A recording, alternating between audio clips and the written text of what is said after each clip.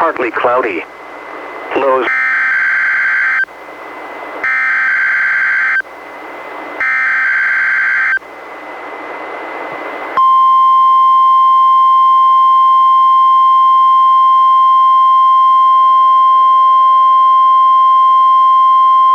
This is the National Weather Service office in Portland, Oregon. The preceding was a test of NWS weather radio's warning alarm. Tests of these receivers are normally conducted every Wednesday between 11 a.m. and noon. If there is a threat of severe weather on the day of the test, it will be postponed until the following week. This concludes this test. We now return to our regular programming.